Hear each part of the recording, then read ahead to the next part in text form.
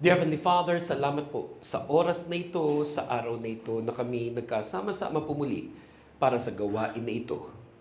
Sinasamba ka namin at pinapasalamatan. At nais po namin na mapakinggan at maunawaan ang iyong mga salita. Ihanda mo, Panginoon, ang aming puso't isipan. Nang ang aming buong pagkatao, Panginoon, ay makapag-focus sa inyo. Gamitin niyo po ang inyong lingkod bilang inyong tagapagsalita. Nang lahat ng lalabas sa aking labi would be words of encouragement, comfort, guidance, and blessing for your people. And we surrender all that is bothering our hearts and our minds.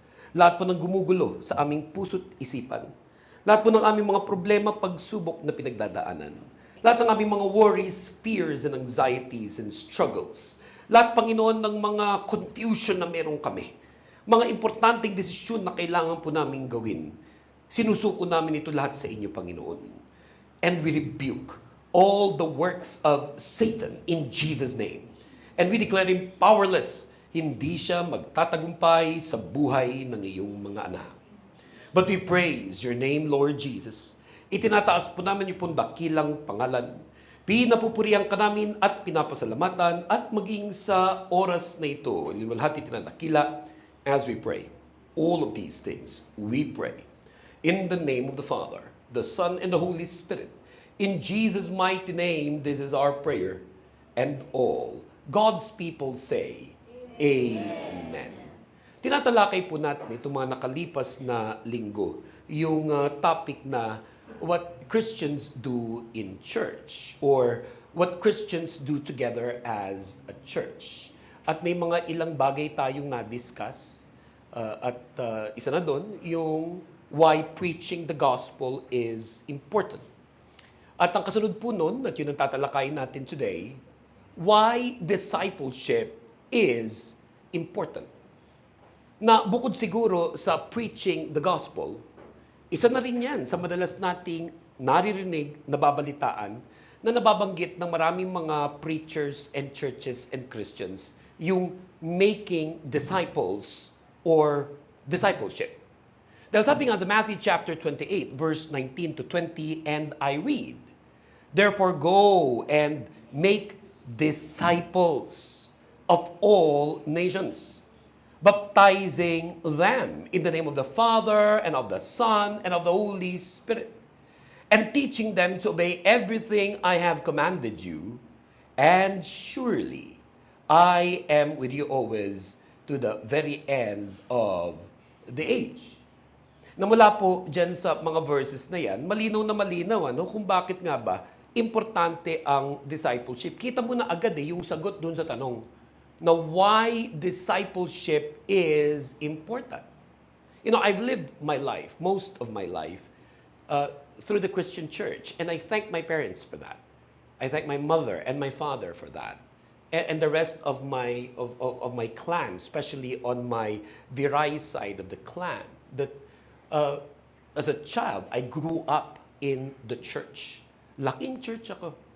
In fact, I think nung ipinanganak ako, yun yung kabago-bagong born again nila.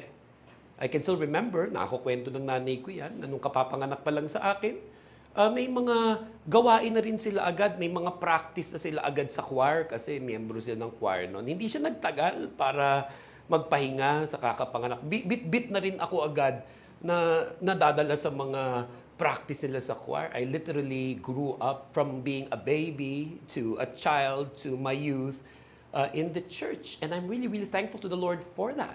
Kaya nga even at this time of my life, whether our churches in the Middle East or even here in the Philippines, importante sa akin yung children's ministry. Napakahalaga sa akin nun. Napakaraming mahalaga sa church pero isa na doon ang children's ministry. Siguro bukod sa children's ministry, ang kasunod na mahalaga sa akin ay senior citizens ministry. Yung dalawang yan. No? Children, senior citizen. Importante din syempre yung youth. Pero magkaka-level na ngayon yan eh. Like gusto kong makatiyak na yung mga senior citizen natin, pag pupunta sa church, pag napaupo sa silya, hindi biglang malalaglag. Kaya sinisikap natin na yung mga uupuan ng mga senior citizen natin ay senior citizen proof. Amen ba tayo dyan? Amen. Kaya just in case lang may katabi kayong senior citizen, pakisabi sa kanya, kamusta ba yung upuan mo ngayon? Medyo mas confident ka na ba na hindi biglang bibigay yan? Di ba? But seriously, going back to children's ministry, napakahalaga sa akin ng mga bata. Dahil kahit ako, sa children's ministry ng church, nahubog. Gusto ko yung may nagdi-DBBS dahil kahit nung araw sa DBBS, Daily Vacation Bible School. Yan programa ng mga churches nung araw pag summer break. Pag April to May. Habang walang mga pasok, at hindi pa uso nun ng summer classes kasi, hindi uso nun ng summer classes. At maraming mga churches nun were community churches. During my time, when I was growing up, hindi pa uso yung mga sobrang lalaking mga mega churches. May mga mangilan-ngilan. Pero karamihan ng mga churches nung araw, lalakarin mo lang, nandun ka na. Kaya yung mga Daily Vacation Bible School or DBBS, ginagawa na maraming churches yung pag summer. Mula, Abril hanggang May, naka-enroll sila. Pumapasok mula umaga hanggang hapon. Pero ang pinag-aaralan, Biblia. Ang pinag-aaralan, Biblia. Tinuturuan din ng mga Christian songs. Ewan ko lang sa mga kasama ko ngayon as this message is being preached, kung meron dito na inabutan yun, at huwag kayong magpanggap pa. Yung inabutan yun, yung nagde-Daily Vacation Bible School, pakitaas nga ang kamay. Meron ba dito? Praise God. Yung mga, eto lang recently, yung sex bomb. Antayin niyo mamaya yan. Diba, nag-reunion concert? Nakailang concert yun. 1, 2, 3, 4, 5. At ang itinawag nila sa lahat ng mga uma-attend sa kanila, nung mga pinalaki ng sex bomb. Sabi ko, grabe, no? Ang dami pala talagang nabago ang buhay ng spaghetting pataas at spaghetting pababa. Diba? Pero ako, ang alam ko, pinalaki ako ng Lord sa church. Pinalaki ako ng Lord sa mga DBBS. So, sino dito yung mga laki sa DBBS? Daily Vacation Bible School. At ang natatandaan ko itinuro sa amin, hindi spaghetting pataas, spaghetting pababa, kundi kami mga sundalo ni Kristo. Lagi kaming handa.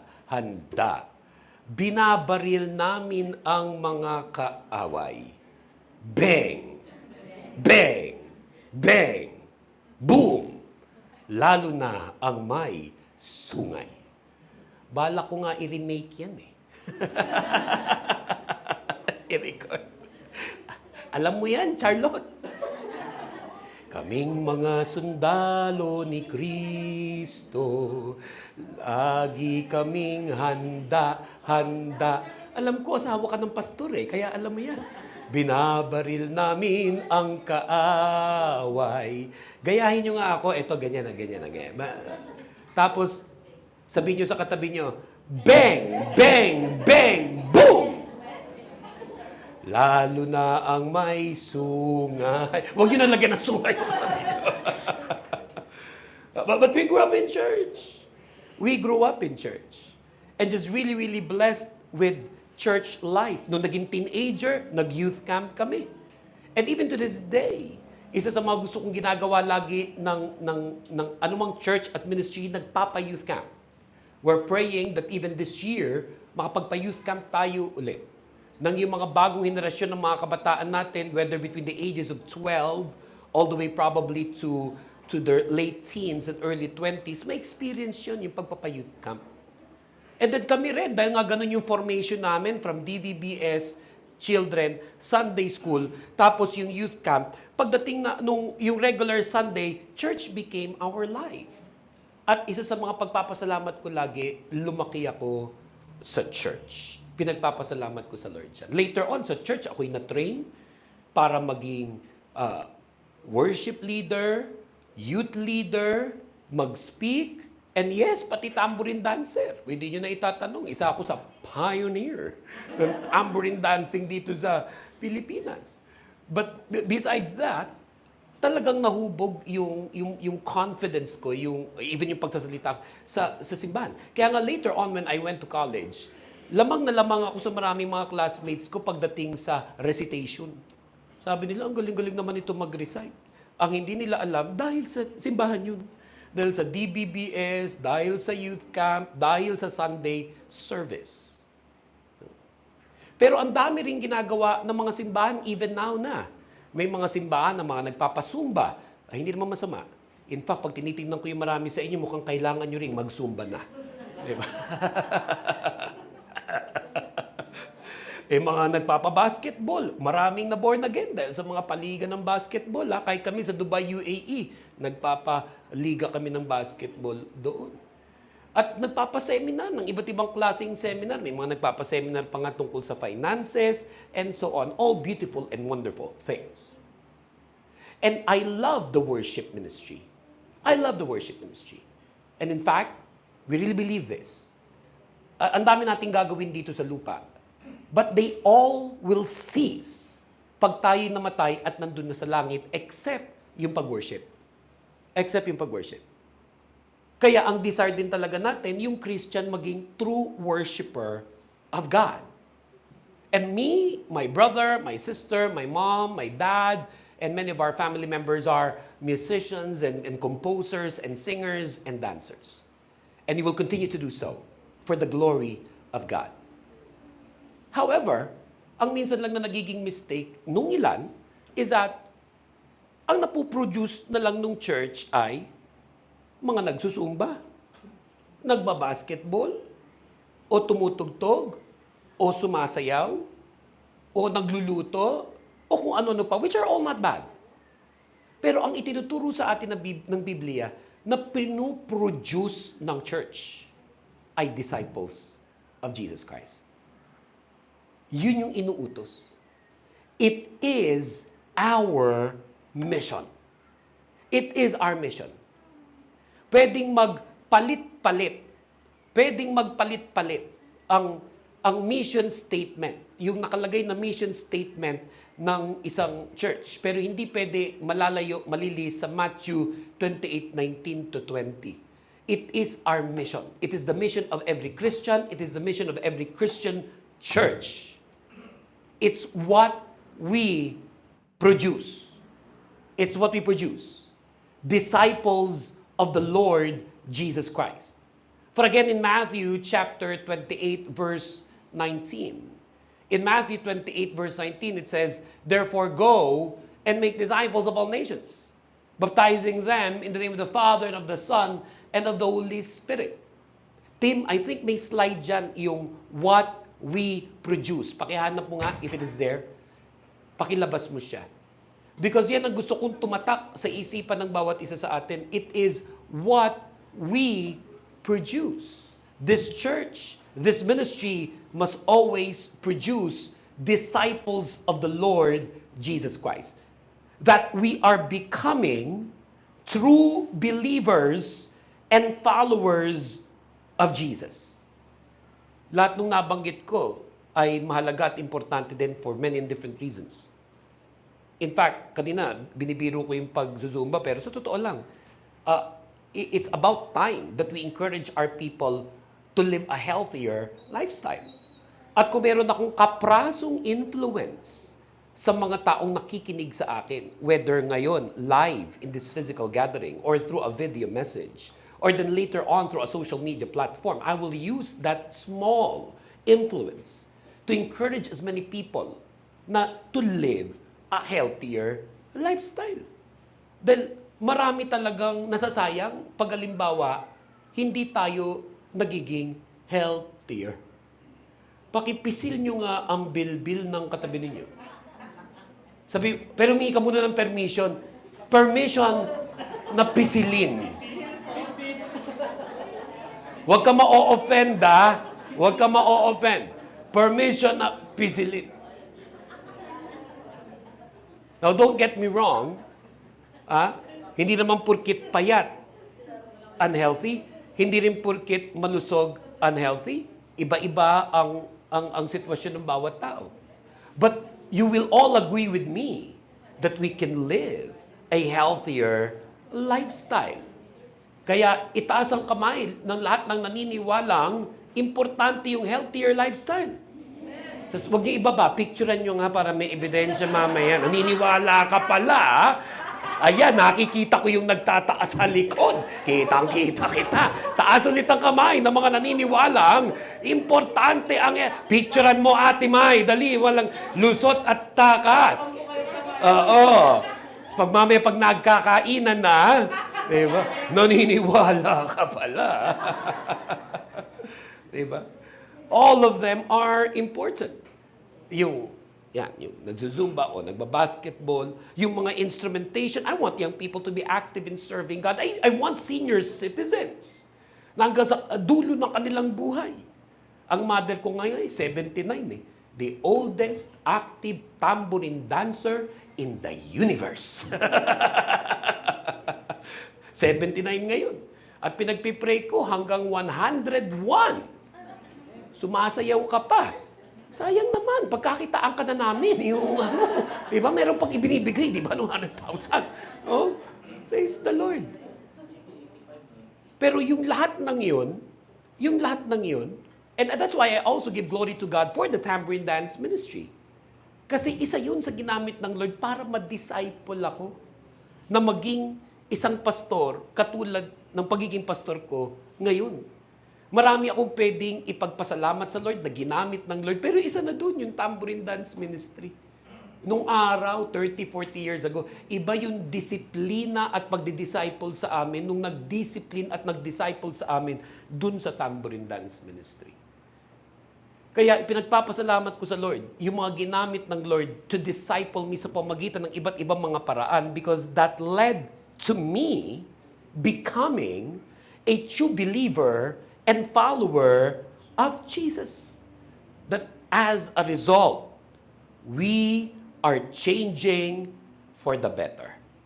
Yun ang nangyayari pag nagkakaroon ng proper discipleship ang bawat Kristiyano. We are changing for the better. Yung pagbabago, all by God's grace. Amen. Amen. Kaya to this day, nakaka-encounter tayo ng mga Kristiyano na binabago ng Panginoon. Mga dating kepapangit ng ugali, magaganda na ugali ngayon. Mga dating kesusungit at kesusuplado. Sino sa inyo ang kayang umamin na nung araw napakasungit at napakasuplado ninyo? Pakitaas nga ang kamay. Kayang umamin. Sino yung mga palamura nung araw? Sino yung mga palamura nung araw? Pakitaas nga ang kamay. Palamura nung araw. Anybody? Oh, nahihiya na lang yung iba. Sino yung mga basagulero nung araw?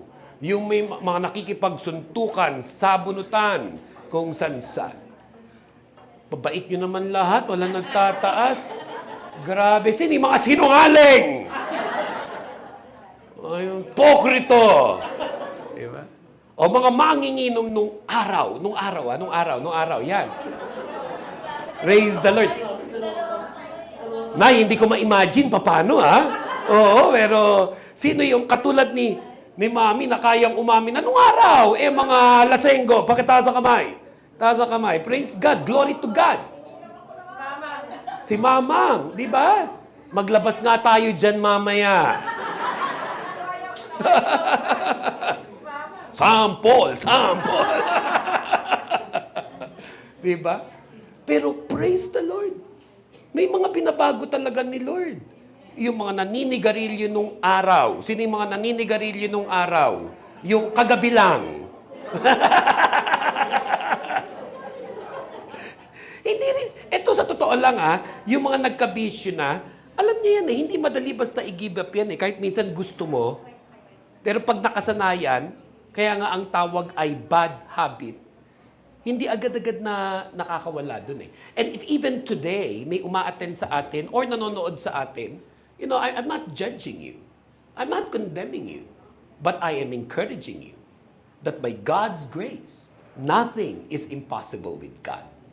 Na bukod sa naniniwala ko na magiging mas maganda yung patotoo mo bilang isang true believer and follower of the Lord Jesus Christ, kung hindi ka nabibihag ng bisyo, lalong naniniwala ako na mas makakabuti sa kalusugan mo. na wala kang bisyo. Sa halos 3 dekada mahigit ng pagpapastor ko.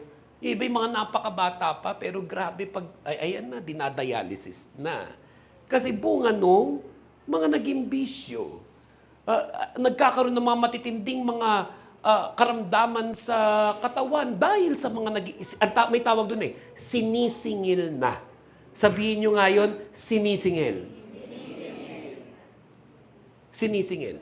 May mga taong hirap singilin sa utang, pero yung nagbibisyo, kahit ayaw mo, masisingil at masisingil ka niyan. Kaya wag na tayong magantay na masingil. Diba? But by God's grace, nothing is impossible with God. Kaya whether ikaw na may bisyo ngayon, o may mga kasama kayo sa buhay na may bisyo pa rin ngayon, patuloy nyo silang i-encourage at ipag-pray na walang imposible sa Diyos. Kasi meron talagang changing for the better. At yung nakapakinig ng gospel message of Jesus Christ, you realize that through Jesus, you can repent of your sins and believe in Jesus Christ for your salvation. Nagkakaroon ka ng right relationship with God. At yung pagkakaroon ng right relationship with God ang nagtatama ng lahat ng nagiging mali sa ating buhay. As a pastor, I can only preach and encourage and pray and yes, disciple people. Pero dahil sa biyaya ng Diyos, sa kapangyarihan ng Kanyang banal na Espiritu, nababago ang tao. Kaya maging patient kayo sa inyong sarili. Maging patient tayo sa ating mga kapwa. At patuloy tayong manampalataya na pag nagkakaroon ng discipleship, we are changing for the better. Hindi para maging mayabang tayo. Dahil yan ang ayaw na ayaw natin. Mga born again na nagiging self-righteous at judgmental sa kanilang kapwa. Na para bang nakakalimutan nila na nung araw, ikaw din naman, tayo ding lahat, may mga naging kahinaan, mga pangit na ugali, mga bisyo, iba pa nga mga kalokohan at mga kahihiyan. Naku, hindi na lang dahil sa pagpapatawad ng Panginoon, sa biyaya ng Diyos, hindi natin maaalisan hindi dapat makakalimutan yun Hindi dapat makakalimutan yun. Kaya nakakatagpo ka ng mga born-again Christians na pag nag-worship, nagkakantahan, naluluha sila, hindi lang dahil sa bigat ng kanilang problema, hindi lang dahil sa mga pinagdadaanan nila, kundi dahil sa naaalala nila kung paano sila nung araw, pero kung paano na rin sila ngayon dahil sa biyaya ng Diyos.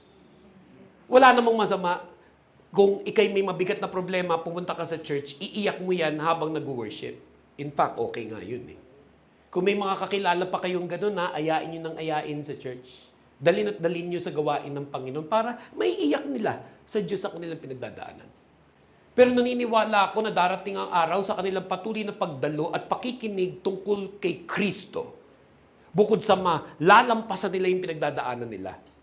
Ang pinaka-importante, naririnig nila ang gospel. Nadi-disciples sila. That they get to truly realize that right now, by God's grace, we are changing for the better. Kaya pag nakikita mo na lumuluha yan, ay iba ng klaseng tears yun. Tears of joy. Iba ng klaseng tears yun. Tears that's bringing refreshing to their soul. Because they're now realizing, grabe pala talaga ang pag-ibig at pagmamahal ng Panginoon sa akin. For again, in Matthew 28 verse 20, it says, "And teaching them to obey everything I have commanded you, and surely I am with you always to the very end of the age." Tinuturuan to obey. Yun yung dinidisciple Pag nadi-disciple ka, may nagtuturo sa iyo to obey what God has commanded. Kaya rin napakalaga na nagiging part tayo ng isang Christian church or ministry. That we should become a member of a church or a ministry wherein we get properly discipled. Pag tayo ay nagiging malinaw na bahagi ng isang church or ministry, tayo ay napaproperly na-disciple. Kuya Oden, paki-assist mo nga lang sila with the PowerPoint. We get properly discipled. Dahil yun ang importante, na-disciple ang bawat Kristiyano. Dahil sabi sa atin sa Acts chapter 20, verse 28, it says, and I read, keep watch over yourselves and all the flock of which the Holy Spirit has made you overseers. Be shepherds of the church of God which He bought with His own blood. Importante yung nagiging part ka ng isang church or ministry na doon ka na-disciple at kasama doon sa discipleship is that someone is watching over you.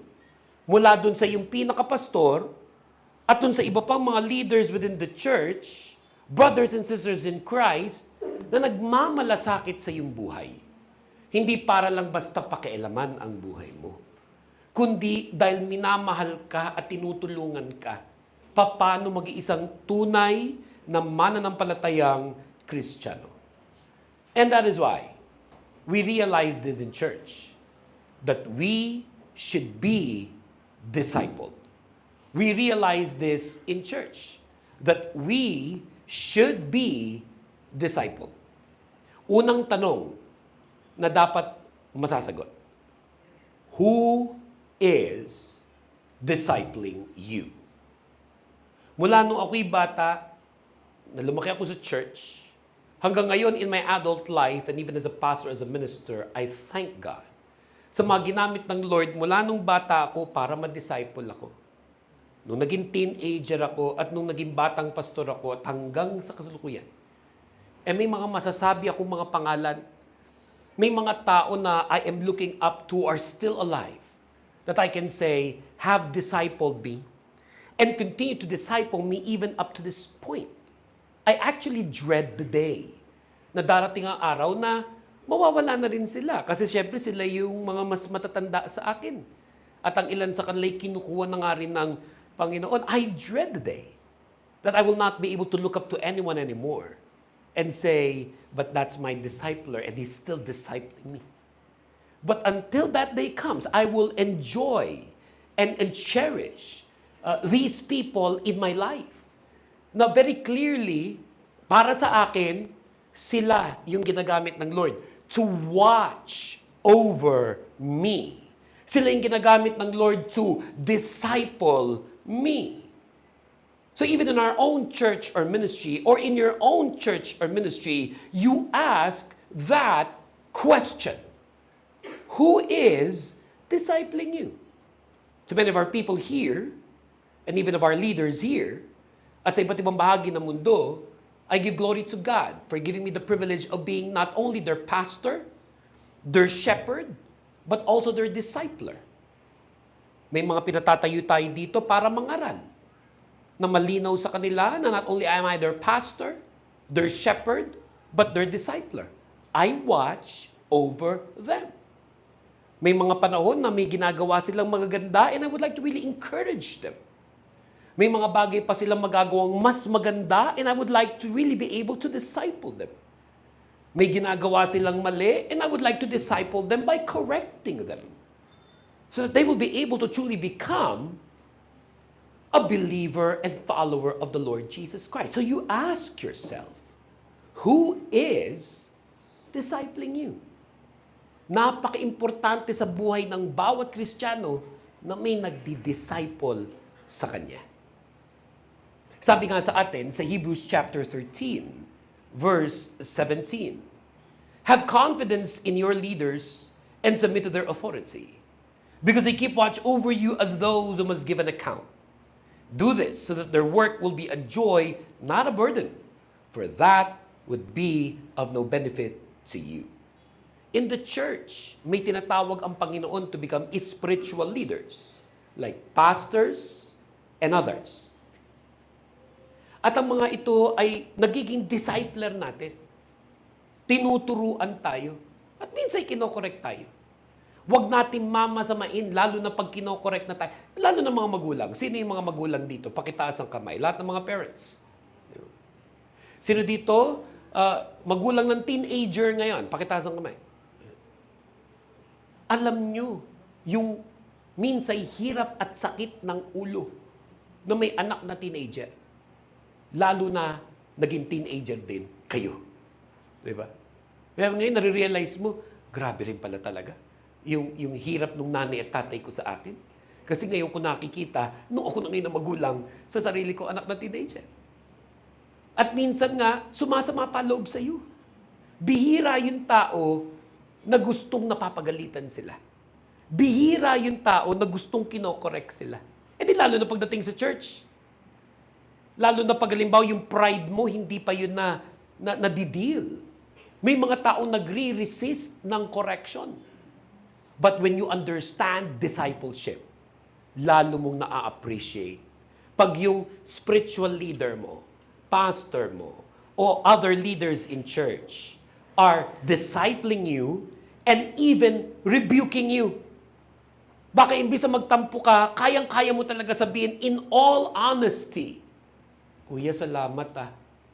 Pastor, salamat ah. Talagang totoong love mo ko. Kasi kinokorek mo ko. Dinidisciple mo ako. At kahit pa nga sa preaching, pag nakakarinig ka ng preaching, hindi mo iniisip pinatatamaan ka.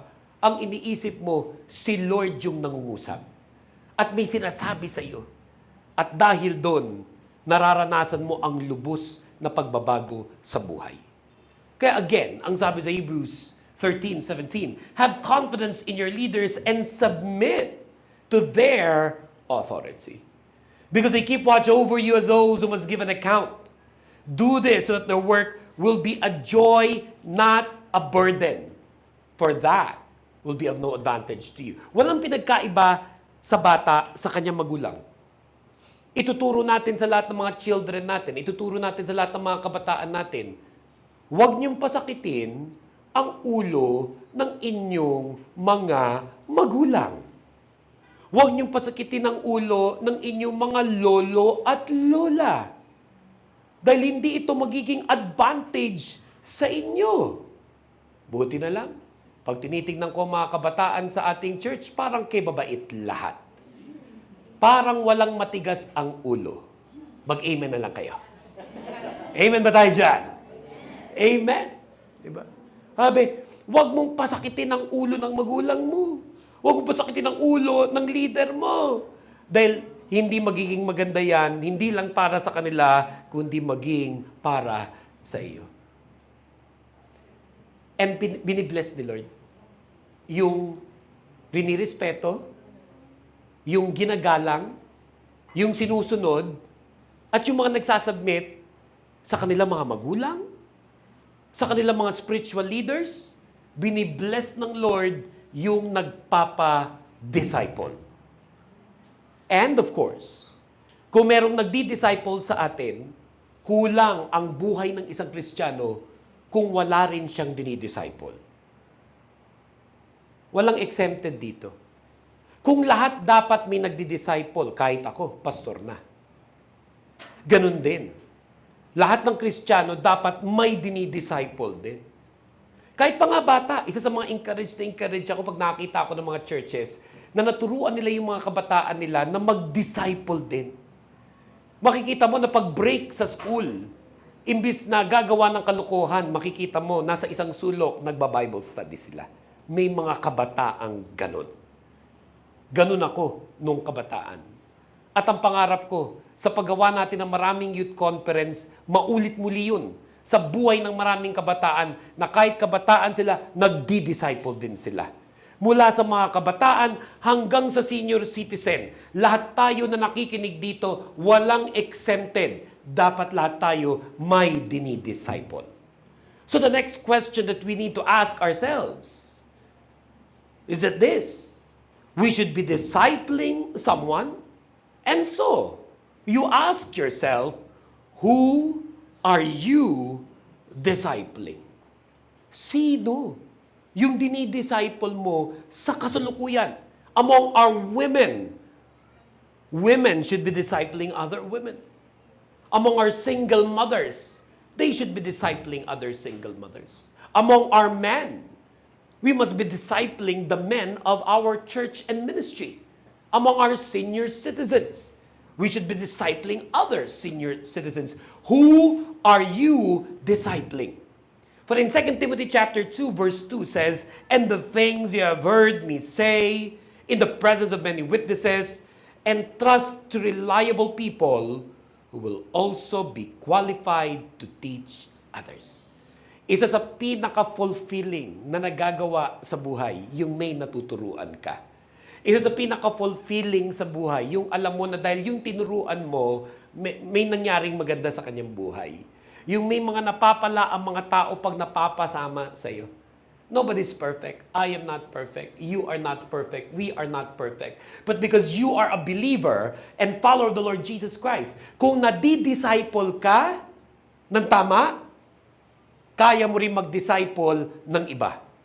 At habang nangyayari yon ng sabay sa buhay mo, may nagdi-disciple sa iyo, may dinidisciple ka, kaya ka, ako, tayong lahat, lumalago sa ating pananampalataya sa Diyos. Kapag may nagsasabi, hindi na ako lumalago sa pananampalataya ko, yun yung sagot. May nagdi-disciple ba sa iyo? Pag may nagsasabing hindi na ako lumalago sa pananampalataya ko, may dinidisciple ka ba? And you don't have to be a religious person to be a discipler. Hindi mo kailangan maging isang super Christian para maging isang discipler. All you need to do is to submit yourself to God and say to the Lord, gusto ko, Panginoon, ng discipleship sa aking buhay. Gusto ko yung may nagdi-disciple sa akin. Gusto ko, Lord, yung may dinidisciple ako. Makatagpo ka ng taong ganon. Makatagpo ka ng Christian na ganon. And I'll tell you and I'll show you a Christian who is growing in his life, his faith, his service unto God. Knowing all of these things, make this your prayer for today. Help us, Lord, to make disciples. Help us, Lord, to make disciples. Pakilabas niyo po ang mga cellphones ninyo. Pwede bang paki-zoom ninyo itong slide na to? Kindly take a picture of this slide and then post it on your social media platforms. Kindly repeat after me and say these words, help us, Lord, to make disciples. Can we say it again? Help us, Lord, to make disciples. Can we say it one more time? Help us, Lord, to make disciples. Let us pray. Father in heaven, we thank you for the message we've heard today. Isang mensaheng nagpapaalala po sa amin ng kahalagahan ng discipleship. Turuan niyo po kami, Panginoon, tungkol sa discipleship. Salamat sa mga ginamit mo na nag-disciple sa amin noon. Salamat sa ginagamit mong mag-disciple sa amin ngayon.